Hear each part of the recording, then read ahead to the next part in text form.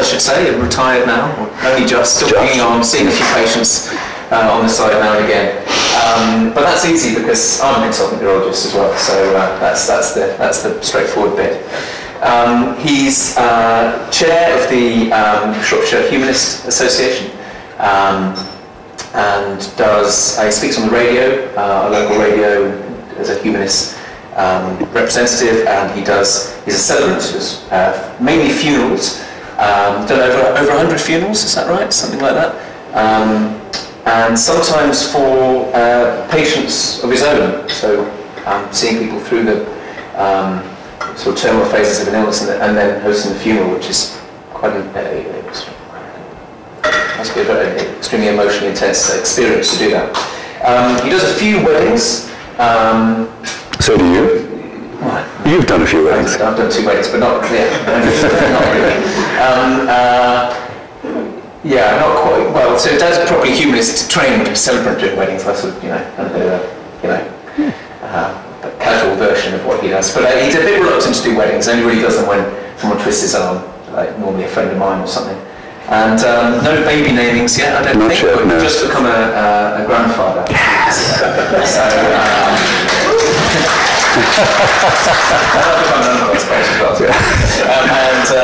So. Yeah, I don't know, maybe that'll change. Maybe you'll be more inspired to do baby namings in the future. Yes, maybe. He's a member of SACRA, which stands for... Standing Advisory Committee on Religious Education. It's the group that oversees the religious education curriculum in the local state schools. So he visits local schools, local being Shropshire. I don't know if anyone knows what Shropshire is in the UK. Some people do. It's sort of, I don't know, if that was England, it doesn't really look the right shape, but it'd be sort of here. middle to the left a bit, up a bit. So near North Wales. It's a beautiful county. It's where I'm from. So I should have mentioned, by the way, I now live in Cape Town and work at Skew. I know I haven't pronounced that right. I'm trying. And Dad's still based there. And just visiting for a couple of weeks.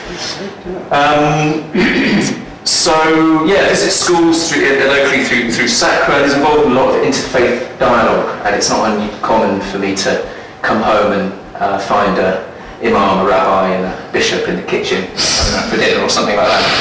And indeed, Dad's brother is a church vicar, so there's a lot of interfaith dialogue going on. Also a chaplain. I'm not sure it's called chaplain, is it? We sort of non-religious pastoral care, but basically it's chaplaincy, but non-religious. Yeah. With a bit of, I think in the hospice you're doing? Hospice and hospital work, yeah. Yeah, let me consult my hand. I think that's about it. What do you think, Dan? Very good. Okay. That's done. And yeah, like I said, I was getting the card. I don't think I've ever seen Dad speak publicly before. I don't think. No, probably not. So this is my first time. So I can't vouch for it, but hopefully you'll be all right. I think you've said enough. You just sit there. Okay. Well, it is a great honour to be here, and I'm loving my time in South Africa. As I've told some of you, the last time I was here was in 1972, and it is a country that now is full of hope, and I think there is great hope. I mean, there are problems, but they are soluble problems. Okay, so we're going to talk about humanism. Now, people often say, what is humanism? And the soundbite I use is this. Humanists believe that you can lead a good life and be a good person without religion. Now, it seems fairly straightforward, but I know some of you are sort of philosophical-minded, and you're immediately thinking, well, that's all very well, but you say you believe this. What evidence do you have? You say you live a good life without religion. What does it mean to lead a good life? What is a good life? And you say you can be a good person without religion, but how do you know what is good and bad and what right and wrong if you don't have a Bible or a Quran or whatever? And even if you say you live without religion, but isn't humanism just another religion? And even if this is all true, what do humanists actually do? Now, I'm going to address all of these things quite briefly. I could do a lecture on each of these individually, so we're going to go over this quite quickly, and there'll probably beg more questions than it answers. Okay. So first of all, what sort of thing is humanism? Nowadays, we talk about belief systems being world views, okay? And worldviews can be religious or non-religious. And in all the European legislation and British legislation, they refer to worldviews, religious and non-religious. So here's some obvious examples. These are typical religious ones. These are non-religious, which humanism is perhaps the main one. There's a bit of a grey area in between, because some forms of classical Buddhism are non-theist, and some of the Jain religion are non-theist, and some Christians have moved away from the dogma. So they believe in Jesus, but they don't necessarily believe in God. We call that post-religious non-realists. And obviously many Jews are cultural Jews or racial Jews, but don't believe the dogma. So there's a bit of a grey area in between those. We'll come back to that. So how do you define religion? There's no single characteristic that defines religion. It's more of a sort of Wittgenstein family resemblance. So a religion will usually have one or more of the following of these, and there are literally hundreds of thousands of gods. Heaven, hell, purgatory, limbo, the Bible, the Quran, the Talmud. Unquestionable rules, that is to say rules figuratively or literally carved in stone.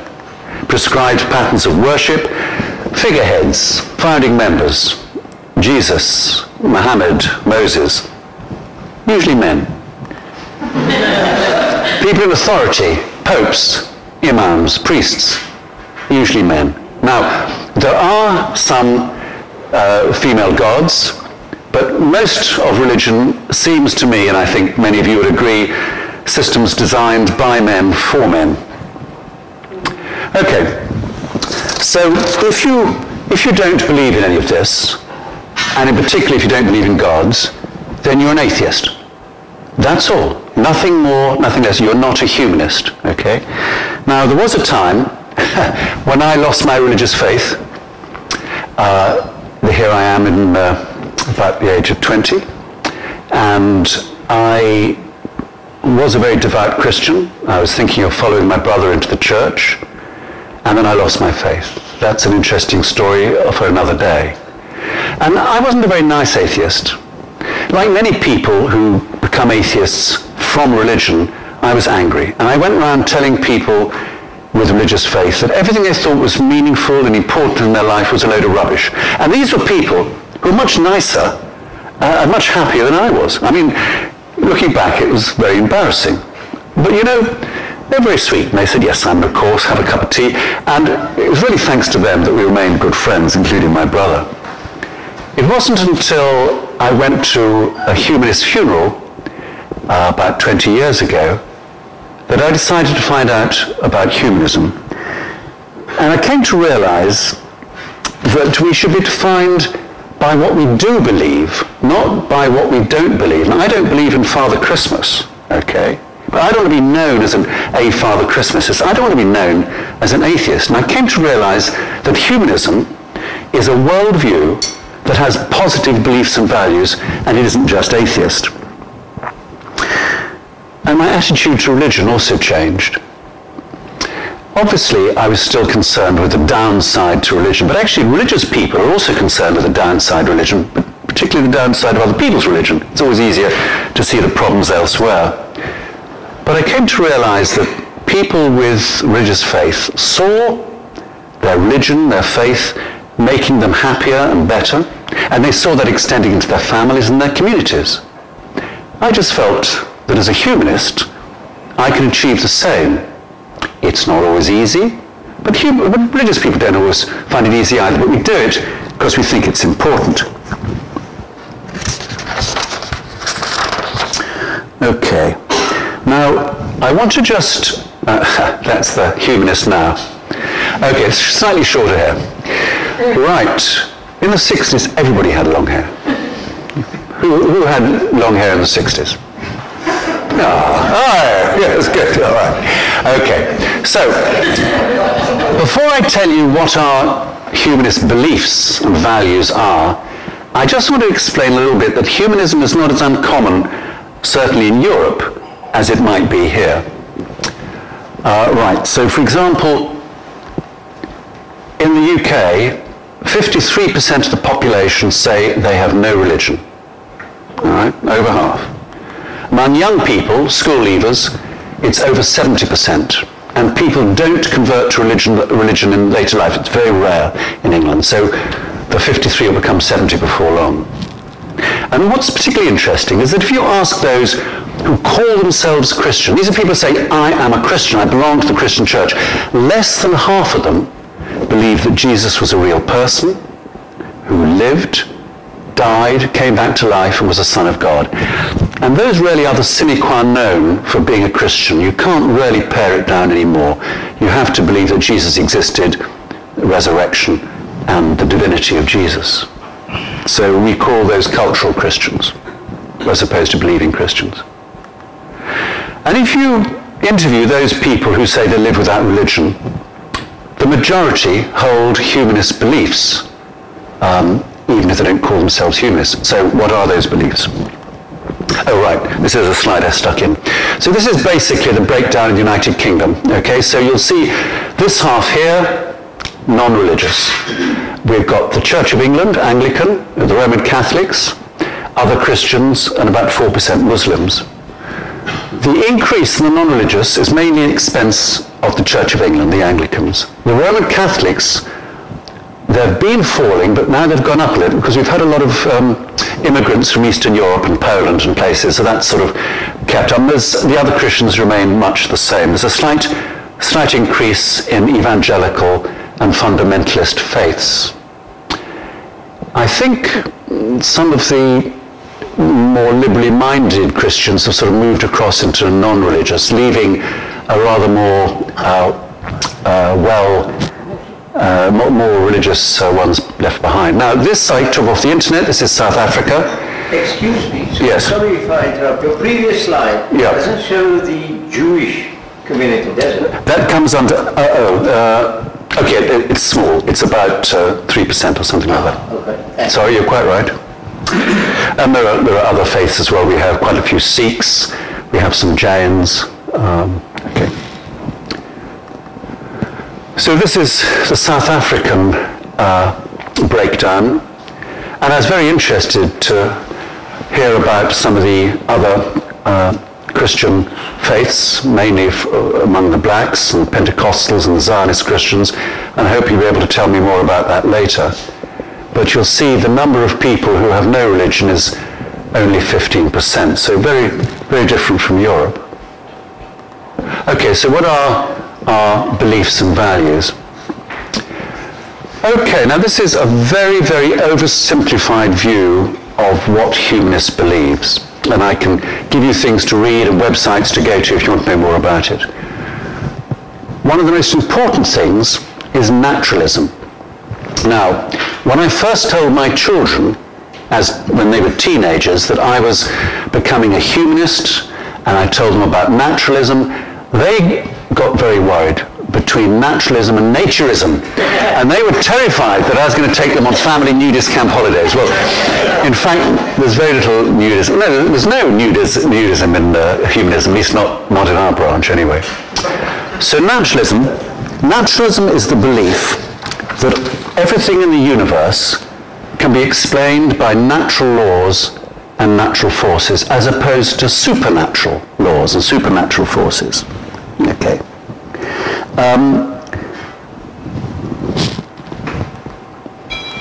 So we don't think there's a sort of transcendental realm to which some people aspire. Even religions like Buddhism and Jainism, they may not believe in a God, but they believe in a hidden celestial realm to which they aspire to go, and that is a supernatural realm. So our beliefs are naturalistic. We say that nothing in the universe is out of bounds for science, though some things are beyond our ability, particularly at present. We say that claims, religious or not, made without evidence are just speculation. We say that the only reality is what we can tell from our senses, directly or indirectly. Obviously, we use machines to aid our senses. We believe that the only route towards sure and certain knowledge is through naturalism. And I say towards the truth because naturalistic science has a humility to recognize that it's trying to move towards the truth. With new evidence, it may change. Naturalistic truths are not carved in stone or written in the sacred book. And therefore it follows that we don't believe in an afterlife. Death is the end and we don't survive it. Again, here we're different from most religions who believe in an afterlife, and some actually believe in life, a life before you're born, even before conception. Some believe you get what you deserve in the afterlife. Humanist beliefs are rather more benign. Death is the end. Neuroscience tells us that what we are resides in here, and that death is the end of the neurochemical and neurophysiological processes that make us what we are and who we are. That is a very brief account of naturalism. All right. So then we come on to moral capacity. Okay. When I talk to religious groups, and I do that quite a lot, or interfaith groups, the question that bothers them most is, how do you know what is right and wrong and good and bad if you don't have it written down in some book or a priest to tell you? And then they say, and this is I think very revealing, they say, even if you can work out the right thing to do, why would you bother?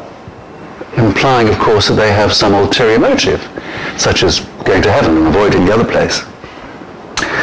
Okay, so some people would say, I love that. Are we born innocent and then corrupted? Are we born with original sin, Garden of Eden, and then need redemption? Or maybe are we born with a blank slate, with no morals at all, and then the morals have to be written down? If so, who writes them and where do they get them from? Now, Sam and I are neuroscientists, and we are well aware that when we're born, our brain has programs that are already there, rather like when you get a new computer and it comes loaded with Windows. So we have programs for language. So we have programs in the brain that are there when we're born for us to speak languages. Of course, which we speak depends, of course, on what we hear. And in the same way, we have moral programs. And this is an area called moral foundation theory, and I can strongly recommend you read about it because it's absolutely fascinating. So, for example, all humans, to a greater or lesser extent, have a sense of compassion and love. We have a sense of fairness and justice. We tend to have respect for authority. Now you see all these in animals as well. Animals show compassion. They have a strong sense of fairness. And they have respect for authority, whether it's pecking order in birds or the leader of the pack in dogs and so forth. We also have in-group loyalty, which is usually a good thing, but can obviously lead to problems. And all humans, to a greater or less extent, have taboos. We're born with these taboos, usually related to sex and cleanliness and food, like incest, taboos against incest. These are things we inherit. We're born with them. So there are various ways, techniques, some questionnaires and some practical methods of working out people's moral sense. And some people have a very advanced moral sense, some very low. So down here you've got people who might be psychopaths, more common in men. But most of us, of course, are in the middle. Now, if you've got a variation, there must be a cause for it. I mean, why hasn't everybody got the same moral sense? And there can only be two reasons for this variation. One is genetic, one is environment, and of course, more commonly, the two. And there's a time-honored research method of working out the genetic component, and that's, I'm sure you're familiar with looking at twin studies. You look at the similarity, the concordance of identical twins compared to non-identical twins with a particular variable, and that'll give you a measure of how much of the variation in the normal distribution is attributed to genetics.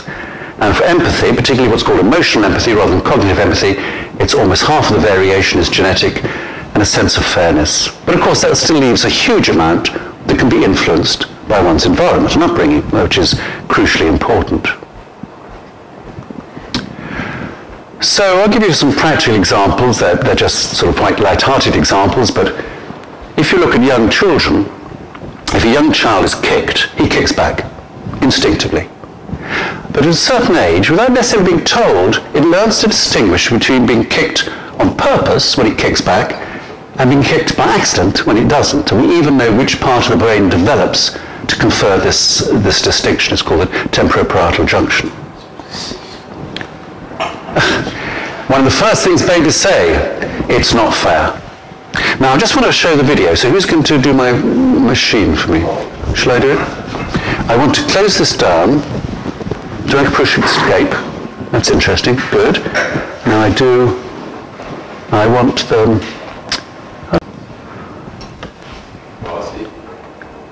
Move it back to the beginning again. Let's do...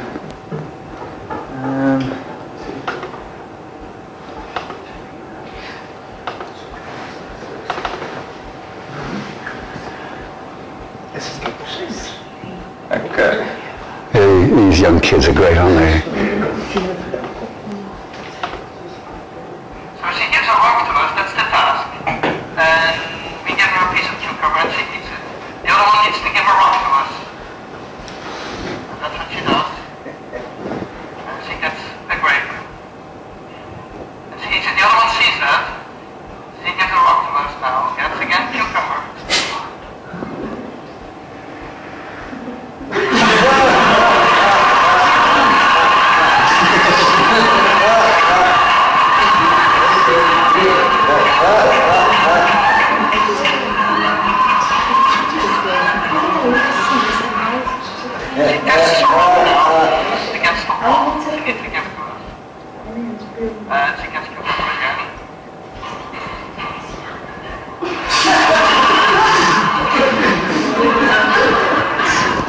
Okay, you can go back to the slides, thank you very much. So I think that illustrates that a sense of fairness is very common. This has been repeated in virtually all animals. All animals have a great sense of fairness, particularly what they don't like is other animals cheating the system, not doing their work, and, you know, as of course do humans. Okay, so that was the monkey experiment. So, when you do tests of moral intelligence, very often you give the person a story and you assess their sort of moral interpretation of the story. So we'll see what you guys do on this test. So there's a story, there's a pharmacy, and a guy breaks in and steals drugs. How do we feel about that? It's a no-brainer, isn't it? I mean, you can't break into pharmacy, you can't steal drugs. What is he going to do with these drugs? It's bad. We rather hope he'll be caught and punished to discourage other people and so on. But I'm going to change this story a little bit. Okay, he breaks into the pharmacy because his wife is dying of cancer. The pharmacist has the cure. This is just a story. Pharmacist is selling the drug, which is only worth £20, for £2,000. So the guy breaks in, he steals the drug, he leaves £40 for the medicine, which is a lot more than it's worth, and he mends the window on the way out. So, you know, you feel different about it, don't you? I hope you do. Okay. You feel different. Now, why do you feel different? You feel different. This is your gut reaction. This is your instinct, your intuition. We'll come on to your cerebral interpretation in a moment. You have compassion for the husband. He's in a terrible situation. And you have a terrible sense of unfairness. The behavior of the pharmacist is quite inexcusable. So it's unfair to the husband and the wife. But, you know, at the back of our mind, we're also just a little bit worried about fairness to the pharmacist, because he has been broken into, and we wouldn't want to be broken into. And also, you know, we have a respect for our laws, and even in a free and open society, we have a social contract, and it's good if everybody to obey it. So that is the instinctive reaction, which I think is due to our intuitive moral behavior, thoughts. But if we look at it cerebrally, this is just what's called normative ethics. Any of you who've done normative ethics or philosophy college will know all of this far better than I do. Firstly, you can consider what's best for everybody. What's best for the husband, the wife, the pharmacist, society in general. This is utilitarianism and goes back to Bentham and John Stuart Mill. The pharmacist also has a right not to be robbed. That's human rights, which goes back to these guys. And if you don't want to be robbed, you shouldn't rob other people. And you recognize that phrase. This is called mutuality, or the golden rule. The golden rule has been around for a very long time. Its first recorded case is between 1,000 and 2,000 years BC in Egyptian hieroglyphics. But every religion has claimed it for their own, particularly Christians. But it's an innate human characteristic. Also, we should obey the law, as we said earlier. This is sort of deontology. It goes back to Immanuel Kant. It's a bit more complicated than that. And then this is, I think, very important to consider. What were the thief's intentions? Was he stealing drugs to sell to kids? Or was he trying to do the right thing? What were his intentions? This is an area of normative ethics called virtue ethics. And it makes a difference, particularly for us doctors, because sometimes the outcome of what we do is actually bad, but we were trying to do the right thing. And that goes back to Aristotle and more modern philosophers like Elizabeth Anscombe. Okay. Now, it actually doesn't matter whether you can name all these things or name the people who thought them up. What's important is that you recognize the complexity of the problem I posed. If you don't recognize the complexity and just say, well, he broke in, and psychopaths do, they say, well, it's the same as the other one, he just broke in, you can't do that.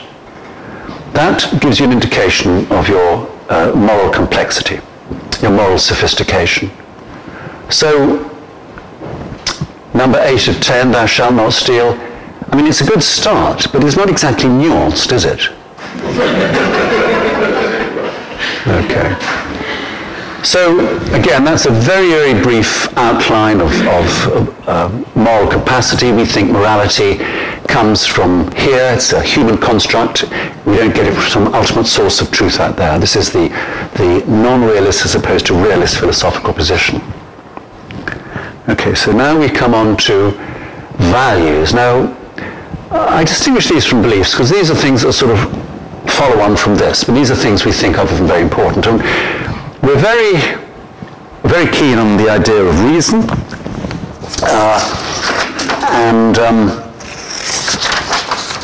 okay.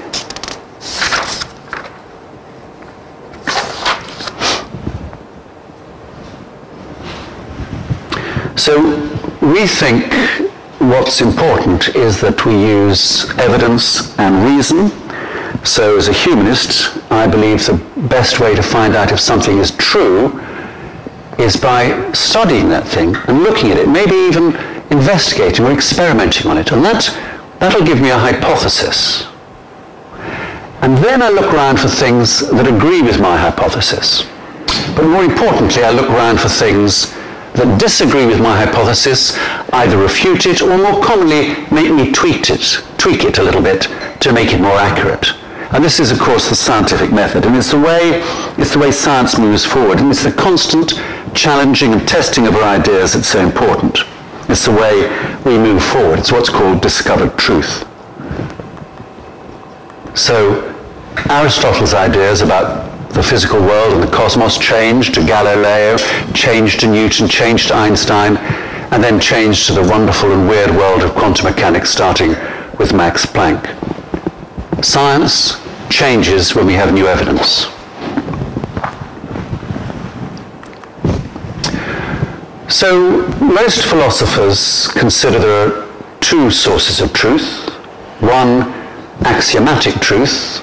And these are things like 2 and 2 are 4, because that's what 2 and 4 and the equal sign, plus sign means. Propositional logic, definitions, you know, a dog is a mammal has to be true because part of the definition of a dog is that it's a mammal. So those are axiomatic truths. And then you've got discovered truth through the scientific method. Now, it may seem pretty obvious that these tell us about the world around us. Because we see the effects of science all around us all the time, both the benefits and, of course, the problems. But it isn't the only way that people search for truth.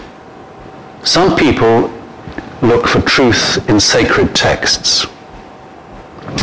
Now, of course, the problem with that is that they're written there once and for all time. Whereas with the scientific method, the constant challenging and testing of our ideas and moving truth forward, you can't do that with sacred texts. In fact, any sort of attempt to do that is considered as sacrilegious. And also there's personal revelation. That is when religious people get that insight from somewhere out there that may inform or calm or make them feel better or give them insights. Actually, we all get these things. We all get little transcendental moments that are unbidden and unexpected, but we believe, humanists believe, they come from in here, not from some ultimate source of truth out there.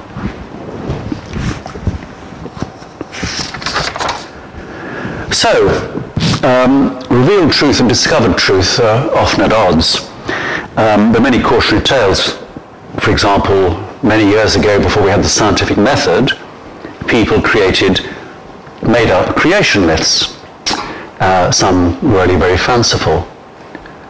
But now we have a choice. We can either believe this because it's written in a book or because our priests tell us it's true, or we can look at the evidence. We look at new synthesis biology and Big Bang creationism and so on, and we have a choice which we choose. It's a shocking fact that almost 40% of the American population are young Earth creationists. That is to say, they believe the universe was created much as it is now 6,000 years ago. And these are the same people that thought a billionaire property developer with a personality disorder would make a good president. But science isn't just about the physical world. Nothing is off limits in our search for the truth. How our minds work and our brains work are studied by psychology and neuroscience, but also our personality, morality, consciousness, spirituality, all of these can be studied. And of course, science doesn't have all the answers. Each year we know more, and the gaps in our knowledge are smaller. And when scientists come across something really strange, we rub our hands together and say, this is interesting. Let's try and work it all out. Whereas religious people say, oh, it's a mystery, and they try and make up stories to explain this. And in fact, when scientists explain something that was previously a bit mysterious, the religious people then look at the bits we're still working on and call that religious. So it's called God of the Gaps. Okay, I've got a little quotation here from one of my favorite authors. Who is this man? Lewis Carroll. Yes. Yes. Okay, he's a famous mathematician, English mathematician who wrote Alice in Wonderland and so on. Wasn't he a paedophile? No. I've got a book that says otherwise. I've got a book that says the opposite. I've got two books. And mine are bigger as well. Okay, we'll talk about that later. Okay. He just liked photographing. Anyway, we'll come back to that. So, he's got a great quote, and I'll just... Whether he was a paedophile or not, it's irrelevant. The quote's still good. Thank you. I'll come on to the quote in a moment. So, just think of this. There are people around now who think the world is flat. They have conferences, okay? Why would somebody think something as crazy as that? There aren't many reasons why somebody would think the world was flat. Okay, one reason, ignorance. They don't know the evidence. Well, there was a time when everybody thought the world was flat, so I guess that's reasonable if they really are ignorant. Or they know the evidence but don't understand it because they're not too bright. Or they're deluded. They have a psychotic disorder and they believe things that just aren't true because they're crazy. Or they're naive. For my birthday, my kids took me to a show in London by Derren Brown called Miracles. He's a stage illusionist, and he performs miracles. I mean, I've seen a woman on stage sawn in half and put together with my own eyes, okay? So are these people just naive? Well, I'll tell you this. The people who believe the world is flat, they're not ignorant, they're not stupid, they're not mad, they're not naive. They're perfectly normal people like you and me. Well, I'm normal. They're normal people like you and me who are just trying very, very hard to believe something that isn't true. And if you try hard enough, you can believe anything. And in fact, the more unlikely it is, the more you try. Blind faith is the strongest faith. It has to be. So this is the wonderful quote. So there's 216 verses in the Bible that says that the world is flat. Well, maybe it is. Just be careful how far you go. You might fall off the edge. Okay, so the Red Queen says something to Alice, and Alice says, oh, I can't believe that. And the Red Queen says, I dare say you haven't had much practice. When I was your age, I always practiced for half an hour a day. Why, sometimes I believe as many as 6 impossible things before breakfast. Illustrating that if you try hard enough, you can believe anything. Okay, so I'm going to very quickly go through social attitudes.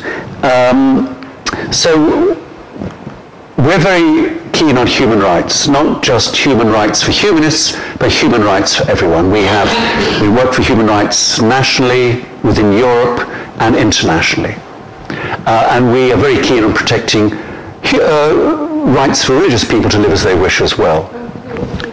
So this is an interesting document. It comes out every few years, and it looks at freedom of thought, and particularly in relation to atheism, but also other religions throughout the world. And I'll just go through this very briefly. In 85 countries, there is severe discrimination against non-religious people. Even in some non-religious countries like Bangladesh, which is a secular country, humanists are killed while the police watch. There's a death sentence for humanism in 13 countries of the world. There's only one country in the world where Christianity has the death sentence. Do you know where that is? North Korea. All religions have the death sentence there, unless, of course, you worship the Kim Jong-il. Okay. Okay, so support for humanists. These are baby naming service, wedding services, funerals, and they are now, we have more non-religious weddings and non-religious funerals than we have religious in the UK at the moment. We have humanist groups. This is our local Shropshire group, and this is just some of the things we do. We have a monthly event with a speaker that's open to everybody. We encourage religious people to come as well. We have a monthly brunch, and we have bigger social events 4 times a year. We have a humanist library. We went through all our own personal libraries and wrote down all the books that are related to humanism or philosophy or related subjects, and then those are on a list, and people can borrow them from our libraries. We run an annual Introduction to Humanism course, which is very popular and really consolidates membership. It's good. We have a book club, non-fiction. We have special interest groups. So we have one on history of art, one on Esperanto, one on anthropology, one on philosophy, one on mindfulness meditation, and one which I run on neuroscience, the sort of philosophy of neuroscience. Just a word about secularism. Now, people get very worried about this. They think that secularism means that we want a secular society. A secular society means one without religion. Secularism is not seeking society without religion. All it's seeking is a level playing field. So there's no special privileges for religious people. There's no particular deference to them. Everybody has the same level playing field effect. So in fact, secularism is not only the best guarantee from interference by religion, but it's actually also the best guarantee of freedom for religion, because they're all equal. Nobody's trying to persecute anybody. Now, the Humanis UK, our national organisation, has a number of secularism campaigns. Very, very briefly, we're trying to disestablish the Church of England. It is our official religion. It's probably impossible to do, but if we can make them less powerful, that'd be good. We have bishops in our House of Lords as of right. There are only 2 countries in the world where religious leaders are in the government as of right, and one is Iran. The other is England. Okay. So we're trying to, for example, allow humanists to conduct marriages will be lawful. We don't need it, so we won't need a registrar. Many of our national ceremonies, for example, Remembrance Day, are run by the local bishop, and we feel that's inappropriate. A third of all state-funded schools in England are religious. And this is crazy. This is an anachronism from the days when they funded and run them. And they are not supposed to proselytize. They're only allowed to promote Christian values, but they do proselytize. And it's inappropriate. A large number of, the majority of parents being non-religious. Also, in every school in the country, every state school, there has to be an act of collective worship every morning for every child. And again, we quite like the idea of assemblies, but we would like them to be not just Christian, but other faiths or non-faiths coming in and doing assemblies. And we're developing non-religious chaplaincy. Because to be honest, if you're ill in hospital or maybe dying and you're not religious and a guy with a dog collar comes, I mean, it's not always welcome. And yet you may have existential questions that you want to ask. But if he says, well, you know, it's all part of God's plan and you're going to go to heaven, that just must grate if you don't believe it. Okay, now I'm going to talk a little bit about spirituality. I think one of the common misconceptions, ill-formed misconceptions about humanism is that it's lacking in any sense of awe and wonder and transcendence, which is such an important part of religious belief and ritual and experience.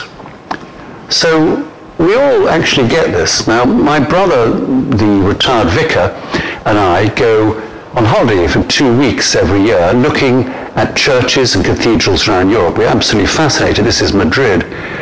And when you go into something like this, you have an amazing sense of awe and wonder, but also with Islamic buildings. This is the Alhambra in Spain. And what you experience here is extraordinary. It's not just heightened pleasure. It's something that's qualitatively different. Let me try and explain.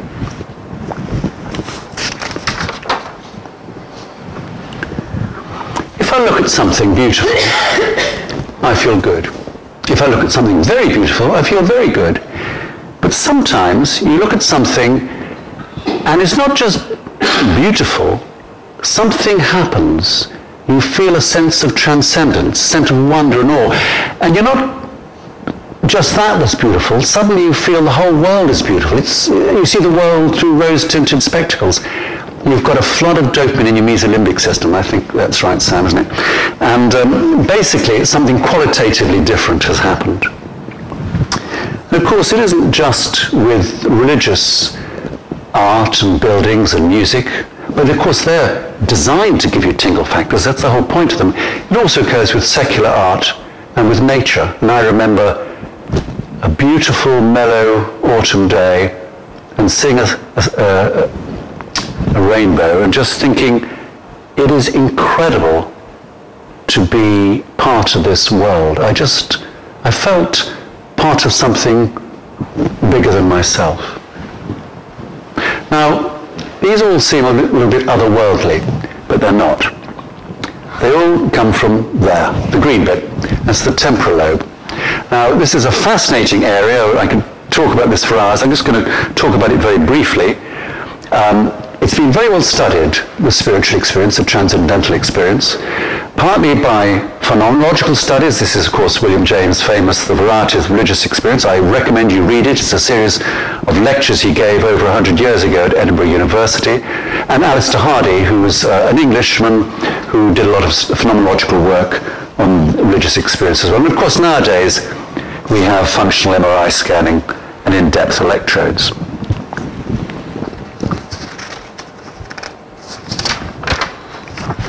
So the ability to feel a sense of transcendence varies from person to person, and like all biological variables, it's normally distributed. And again, you can do twin studies and show that about 40% of the variation is inherited.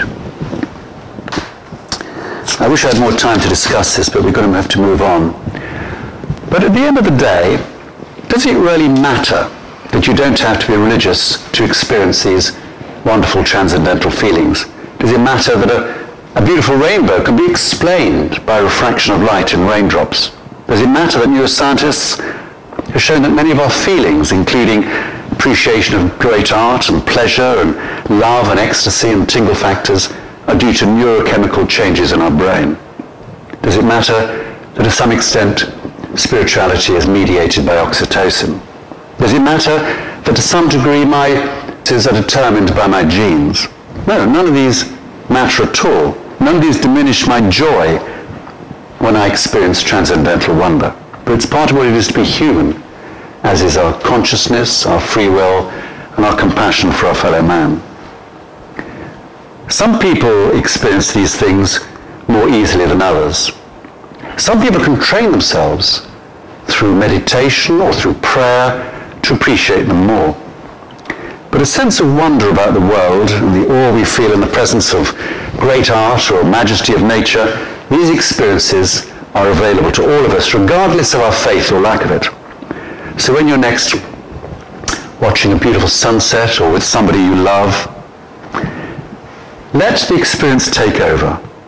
Open your mind to awe and wonder and oxytocin, for this is the greatest show on earth, and it's free.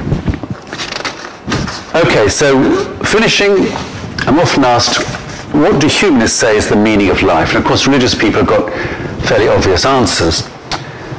So this is, again, a very big question, perhaps the biggest metaphysical question. And I'm not going to spend too long on it.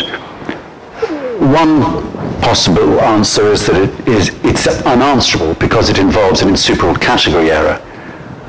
Or you could deconstruct it and say, what do you mean by life? Or how are you using the word meaning? You must try and avoid saying, what is the meaning of meaning? I'll tell you my take. Sometimes when I'm with a family, arranging a funeral of somebody who's died, maybe the father, and I say, what was he like? And they say, oh, well, he had a shop, and then he retired, and he played a lot of tennis, and he was captain of the tennis club.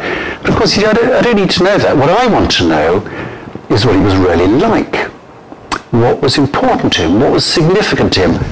What in his life had meaning and value? And maybe that's the important question, not what is the meaning of life, what is the meaning of a life, any life, the life of the man whose funeral I'm doing, or your life, or my life.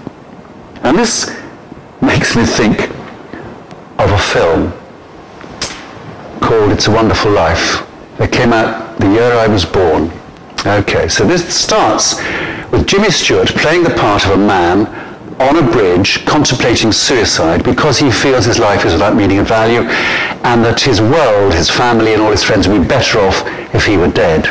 But he doesn't jump because a guardian angel called Clarence, appears and shows him through a series of flashbacks what his life was like, and also what the life of his friends and family would have been like if he hadn't existed. And he shows the part played by James Stewart that his life, a simple, unremarkable, mid-town, mid-American, small-town, mid-American life, was a good life, a life that touched and enriched the lives of other people. And it ends happily. And I think the message of the film is uplifting because it says something important to all of us, and that is we make our own meaning and value in life. Now, one film is going to obviously lead to another. I don't know whether you've seen, this is a wonderfully, wonderfully silly film. And at the end of the film, okay, the female presenter says, right, that's the end of the film. Now I will tell you the meaning of life. And she's handed a red book. And she reads out, well, it's nothing very special. Try and be nice to people. Avoid eating fat. Read a good book now and then. Get some walking in. Oh, and try and live together in peace and harmony with people of all creeds and nations. Well, I mean, it may not be quite as simple as that, but I think the movie's message, which is a deflationary message, is that the meaning of life can be understood by anybody. You don't have to be a religious priest or a philosopher. It's accessible to all of us. So, if when you're thinking about the meaning of life, possibly even facing death, you can look around for yourself and see the way that life can be meaningful. You can see the value in happiness without believing it's everything, because there are times when happiness may be hard to find. You can appreciate the pleasures of life without becoming a slave to your desires. You can see the value of success without believing it's everything. And sometimes you'll appreciate that it's the striving to achieve that may be more important than fame. And you can appreciate the value in helping others to lead meaningful lives. And finally, you can recognize that it's love that moves us to lead lives of meaning and value. Love and respect for the fragile world we live in. Love for our fellow men and women. So that is all, except briefly, I'm going to give you a summary of what I've said. I've tried to dispel some of the common myths about humanism. Firstly, that most people are religious. Well, in Europe, that's not the case. Over half are non-religious, and among young people, it's almost 3/4. That humanists are against religion. On the contrary, we fight for religious people to live as they wish. You can think whatever you like. We don't have thought police like in 1984. You can say and do whatever you like, within certain limits, of course. And those limits are concerned with harm to other people, and sometimes harm to yourself, although that's perhaps more contentious. We want state secularism. We're not seeking a secular society.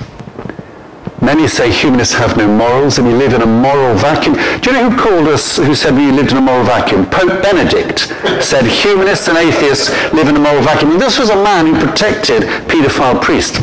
Okay. That we have no sense of the spiritual, which I've shown you is not true, and that we have lives of no meaning and value. So that's it. Any questions?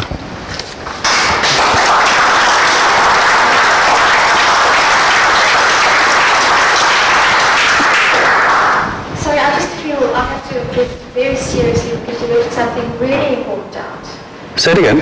I have to object seriously. You left something really important out. And that is the fact that the answer to life, the universe, and everything is in fact 42. Well, we now think it's slightly more than 42. It approximates to 42. And I think sometimes people like you are just too rigid. You know what I mean? Be more flexible. Isn't that right, Sam?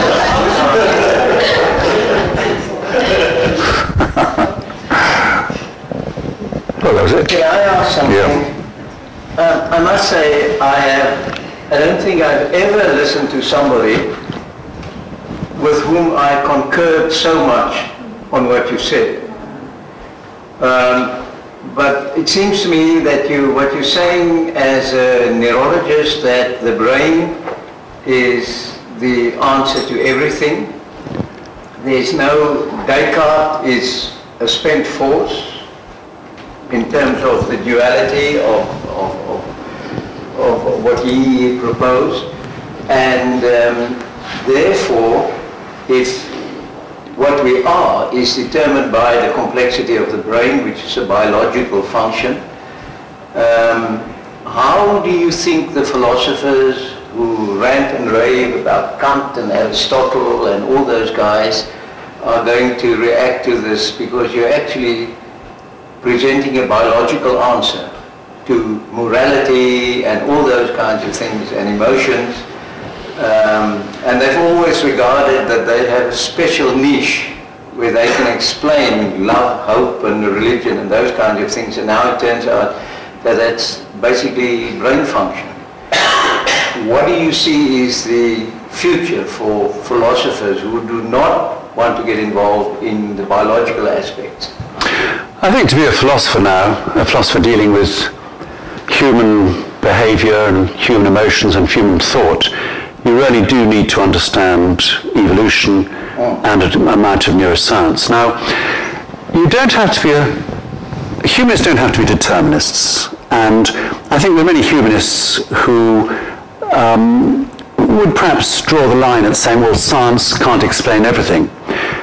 I just don't know anything better. I mean, you're talking about either science explaining these things, or you're saying it's a mystery. It's ineffable. It's something indescribable. And as soon as people say something's ineffable or indescribable, you might as well stop talking about it. You know the last words of Wittgenstein, well, the last words in Tractatus was "Warum man nicht sprechen kann, darüber muss man schweigen." Basically, if you can't describe something, there's no point talking about it. I don't think you might not have an answer, but I'd like a few ideas. I live in a town, and I come from a community where I'm 46, so when I was born in 1973, and as a teenager, there were 3 swear words in my community and in my country. The worst one was to be called a communist. The second worst one was to be called an atheist, and almost on par with that was to be called a humanist. I grew up, and many people that know, humanism in the environment that I raise my children, if I call myself a humanist, then I'm a teacher, but I can't find a post in any of the schools in my town because I refer to myself as a humanist. How does one go about encouraging that interfaith dialogue? Because I don't know about the people here, but I'm really serious that in my community, to be a humanist, it's like a swear word. I think right now, you'd be better off being an atheist or a communist than being a humanist. How does one encourage, and how do I start to, well, would you come to Vista and talk to the Okay, so you have a huge problem there, because you basically got to overcome all these myths. Okay, now for people who are religious, they get their moral values from their Bible and from what their priest tells them, and that is very, very important to them. And they cannot understand how you could be a moral person, and they think that if you don't have if there's no God, then anything goes. And, moral relativism of the worst sort. So the way I talk about this is I say, I don't refer to myself as an atheist, because if you're religious and I say I'm an atheist, basically I'm saying everything you think is important is a load of rubbish. I say I live without religion, okay? I've tried to work out for myself the right way to live, and actually, interestingly, they're virtually the same as yours. I believe in Christian love, and in fact, I admire Christians, because you see, many faiths have some excellent things, and I'll tell you one good thing about Christianity. All religions have very similar moral values, and that's because they've adopted innate human values. That's why they're all the same. What religions have done is they've encouraged people to follow those faiths. There have been powerful institutions for keeping people on the straight and narrow, motivators, if you like. And they do this partly by carrot and stick, heaven and hell, and also approval by your neighbours and friends. You don't want to be shunned for doing the wrong thing. But they also do something I think is quite impressive. It's one thing to do the right thing because you know it's the right thing and you might be rewarded or punished. It's another thing to do the right thing because you want to, because it's in your heart. And Christians try and create and empathy, not just for the people who are easy to love, but for everyone, even for their enemies. Now, many faiths do this. Buddhism does this. Of course, there's metta-meditation in Buddhism, where anybody do metta-meditation? Basically, you start by contemplating the people you love, and you wish them well, and you love them. And then you learn in time to do this for people you're indifferent to, and you can see where this is going, and eventually you've increased your circle of empathy to include everybody. So these are good things that religious people do. So they see us as not having them, and they think we're going to be the worst sort of moral relativists. So I tend to say that I really admire them, and admire their values, which are the same as mine. And I sort of do it that way. Well, I'll see what I can do. Maybe start a humanist society in my town.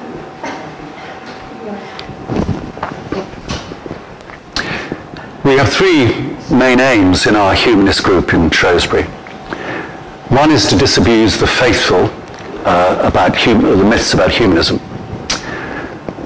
The other is to reach out to the people who are non-religious but non-aligned. In other words, these are people who just don't believe in religion, they don't have a religion, and to persuade them that what they actually believe is referred to as humanist beliefs. They don't have to call themselves a humanist, but their beliefs might be helpful to know that they are called humanist beliefs. And thirdly, I'm trying hard to persuade some of my more hardline humanists, the angry atheist humanists, not to have a go at religions, because we're not against religion. We're only against harm and undue privilege. So we're against harm done by religion, not religion per se. I mean, for example, take something like the burqas worn by Muslims. I don't mind what people wear. They can dress up in any way they like, all right? Of course, if they're forced to dress up that way and they don't want to, that is wrong. I'm against that, but I'm not against the burqa per se. And I think people have to avoid conflating religion with harm, because not all aspects of religion are harmful. Simon, would you mind? I'm interested in the work you do with the schools and the school curriculum. Can you maybe say a word about that? Yes, in England we have, all children have to have religious education. They have to learn about all the different faiths, concentrating obviously on Christianity because we're a Christian country. So much of our culture is Christian. But they have to learn about all faiths. They have to learn about arguments for and against the existence of God. They have to learn about normative ethics of the sort I was talking about there at some level. And each education authority in the country has its own committee, the Sacre Committee, which decides on the form the religious education will take in that area, because there are some areas that are, cities that are predominantly Muslim, and that may need a slightly different one. So it's quite an important thing. And then we have people from different faiths going in and talking. So, for example, Shropshire is almost all white and either non-religious or Christian. There are very few Muslims or Sikhs or Jews. So we find the ones that are that way, and we persuade them to come into schools and talk about it. So that an imam will go into the school and talk to them about Islam. He will take the children to the mosque so they can see it. And we believe this is very important in breaking down barriers and prejudice and fear of the unknown. And the kids love it. Some of the parents are a bit worried, but we managed to persuade and so on. And also I go into school and talk about humanism, but actually more often than not I go in and talk about how do we know right from wrong without a Bible. And that, of course, allows me to bring in a bit about humanism. Remembering that over 70% of the school leavers will have no religion. So linking being good to belief in God is not doing them any favours. In our country, we can see that. I think in certain cities, if I requested my kids' school to say, although there's a significant number of Muslim kids in the school. In fact, I have asked the school principal, why don't you just once a term invite an imam to do the assembly. Oh my goodness, it will be a riot. You need to check the imam first. Some imams are quite good at interfaith stuff. Others can be very prickly and difficult. They will only, it's not about checking the imam. As a matter of principle, the only assemblies that will be allowed are Christian. But isn't that illegal? I mean, you're a secular country. Well, we need a revolution. It starts today. And you know what makes it really difficult? My daughter's friend, she's non-religious. The school is 18, and the Muslim kids are allowed to not attend the school assembly. All the Muslim kids are called out, and they have to stand in that line. And this girl, who's non-religious, raised her hand and said, I also do not want to attend assembly. And the teacher said to her, are you a Muslim?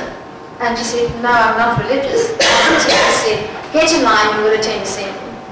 But that's what happens in our schools. So we have a slightly different situation from the one that you have in the UK. Okay, so I think you've got to decide whether you do it the American way, which is really upfront and aggressive. American atheists and humanists are very, very militant, and it's really just made the right-wing fundamentalists even more entrenched. Or whether you go about it in the system of dialogue. Yes. And that's why I said, how does one encourage the dialogue? I listened to John, who's sitting right there, is actually doing a program on the Afrikaans radio station that I think tries to encourage the beginnings of dialogue. But I find I think it's starting to, it's getting better, but I think we have to really focus on creating dialogue and introducing more. And it's not always easy to learn how to do it. I know you're familiar with the program Unbelievable. I listen to it before my every episode, and that's the kind of thing that you regrettably do not yet have in you can talk to John about feedback. We do a dialogue on our local radio. So my next door neighbour is an evangelical Christian, and our worldviews are very, very different, although we agree about our moral values. So we had a big public discussion, not a debate. There are no winners and losers, except of course I won. But we discussed where we got our moral values. He talked about getting them from the Bible and his relationship with Jesus. I talked about moral foundation theory, normative ethics and positive psychology. And we did it was chaired by my brother, the vicar, sort of halfway between us, my brother, but also Christian.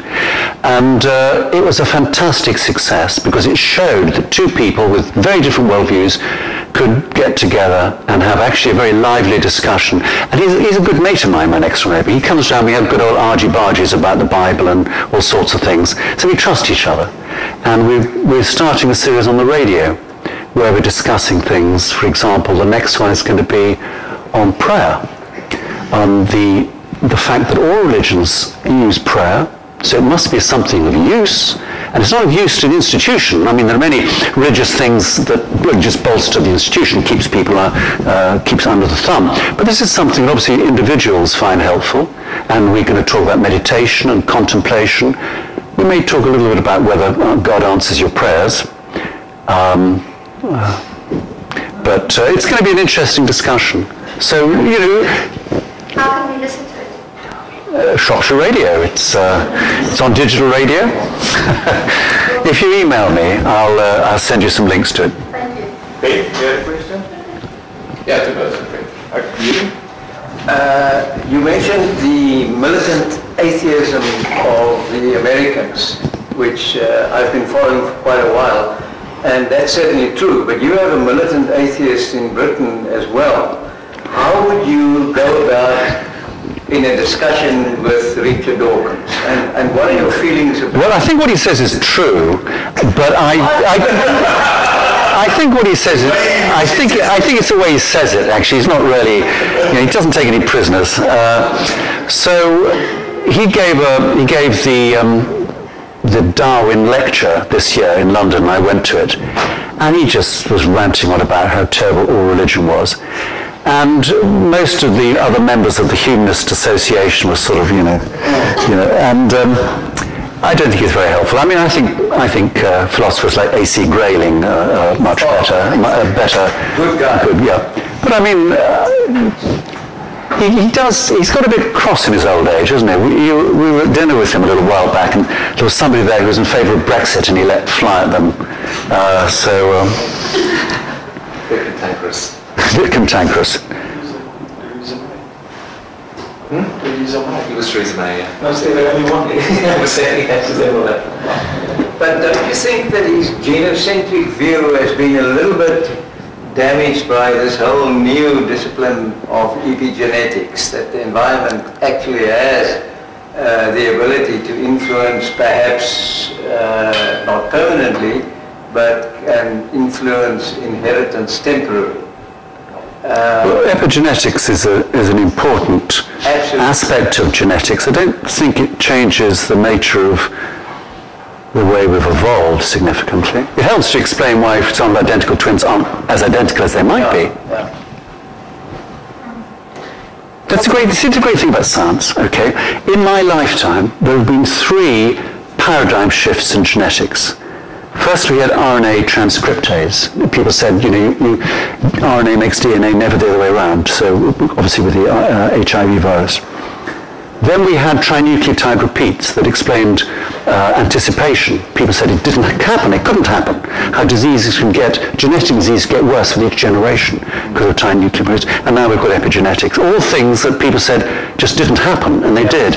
This is what's so exciting about science, is sometimes we have a little shift. We don't go right back and change everything, but we sometimes have to take several steps back and then move forward again. It's a humble speciality. Science isn't conceited. It is actually quite humble. Okay, there's a question over here. Yes, I'm going to try to ask the question.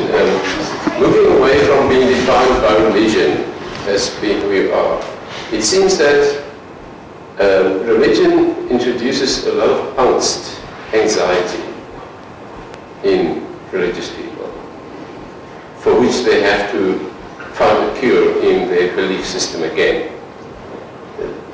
Does it resonate with something that you would like to respond on? That there's a lot of angst, anxiety in being religious because you have to be okay with this supernatural being or whatever, you've got to obey certain laws and so on. And as soon as you start to move away from that kind of paradigm and not being defined by that kind of way of thinking about yourself and life, it seems that when you realize that is happening to people, you would like to liberate them from that. Yeah. I don't know how Religion is very powerful, and religion can be used for good and bad, and I think there are many instances where people have been damaged by religion, and you obviously are thinking of those cases.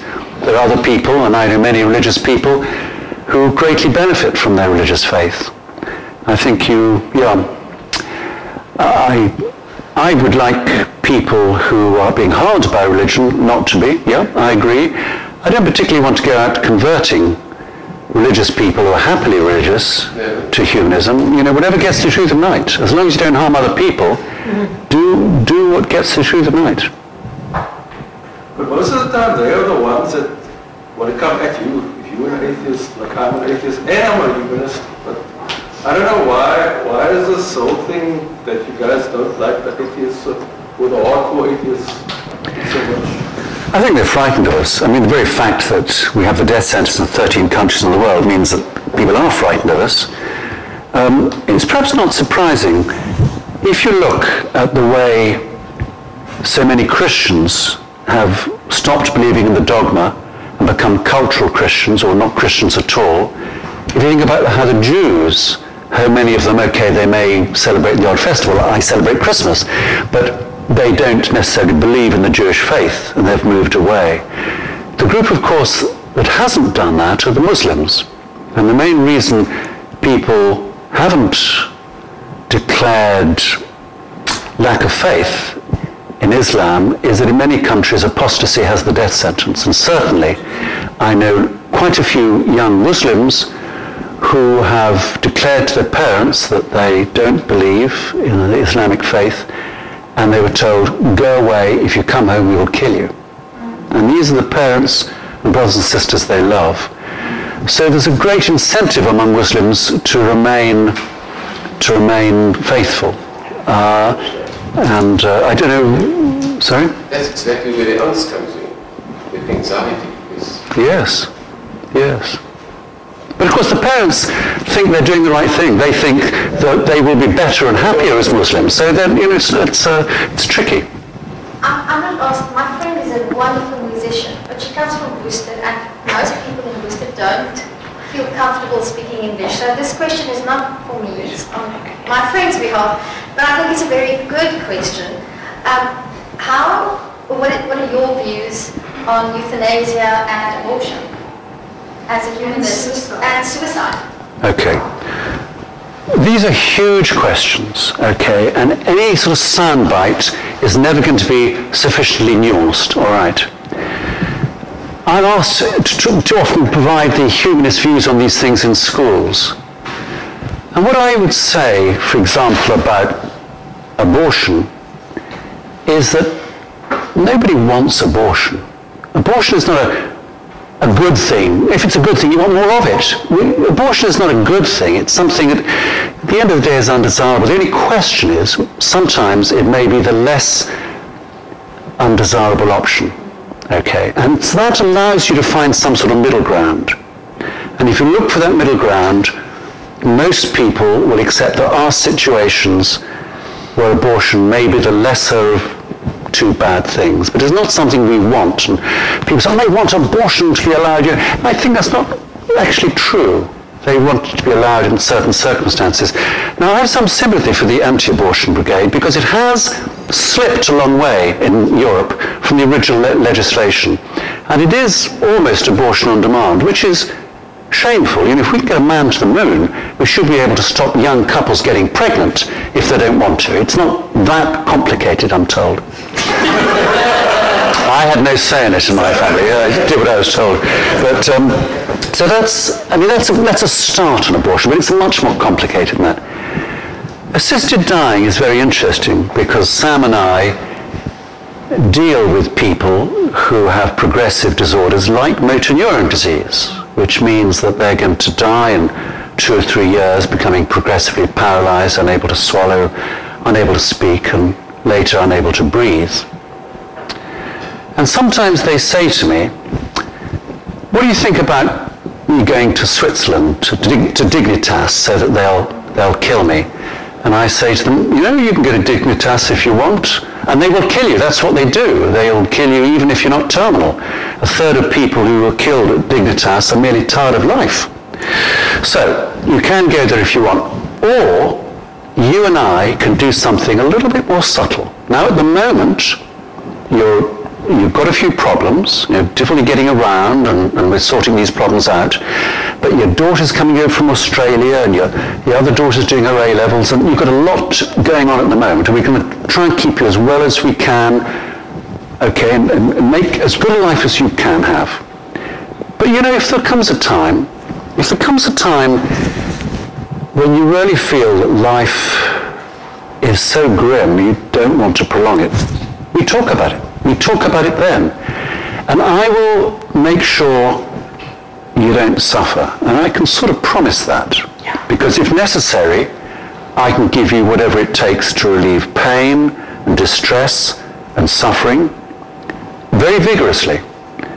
It may, in fact, shorten your life a bit, but probably not much. But it will mean that what time you have is free of pain and distress, and you die with dignity with your family around.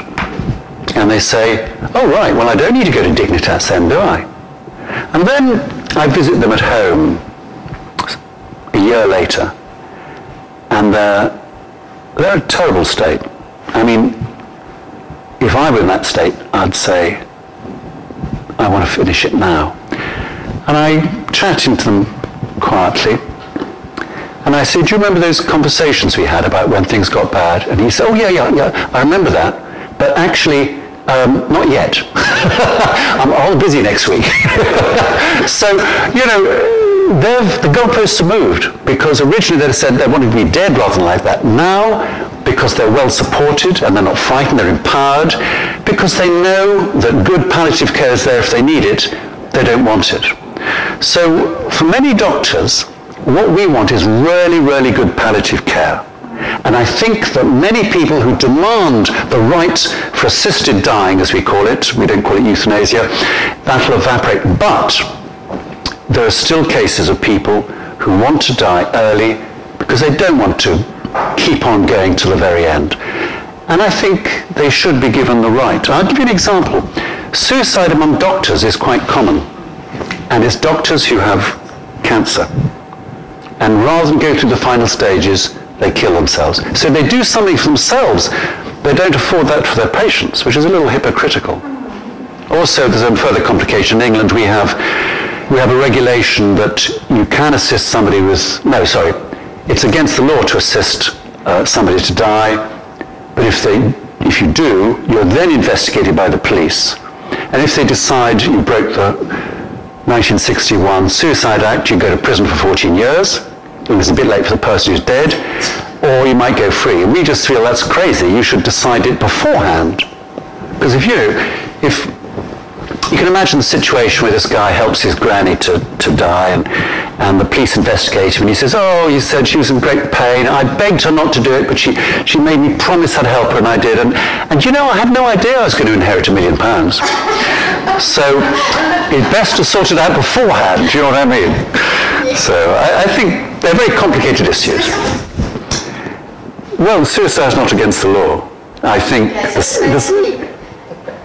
I think the trouble is many people commit suicide when they're not competent, mentally competent. They're depressed and they may well recover.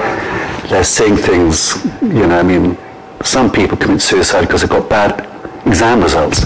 I mean, this is horrendous. Okay, let's do the last question, Andreas. Hi, I just have a question about the bell curve of morality. So you mentioned earlier that obviously human beings are products of an evolutionary process.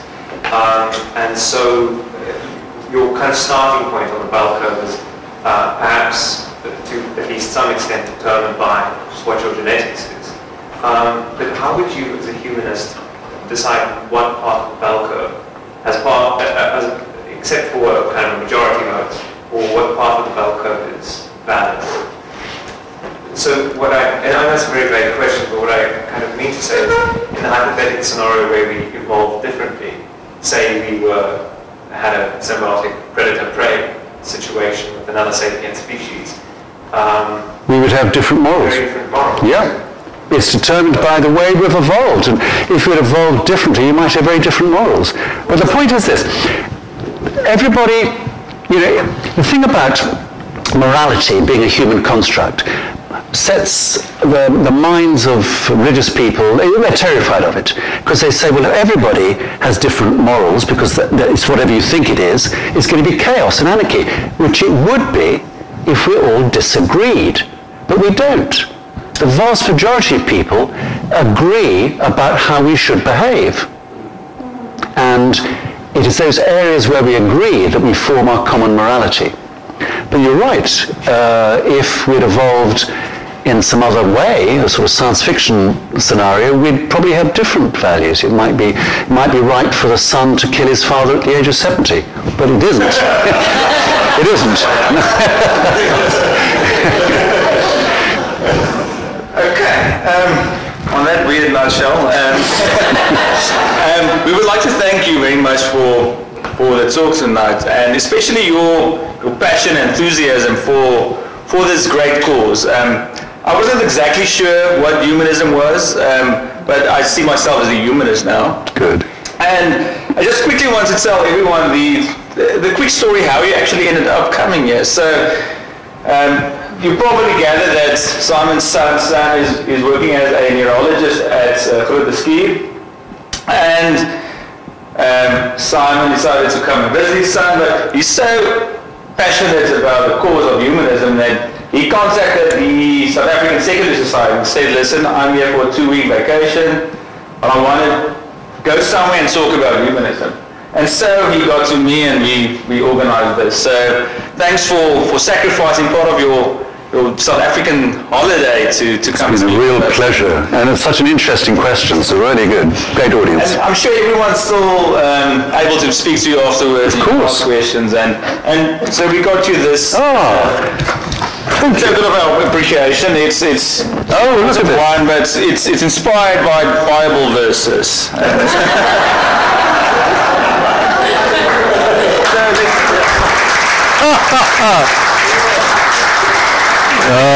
Thank you very much. That's wonderful. Thank you very much indeed.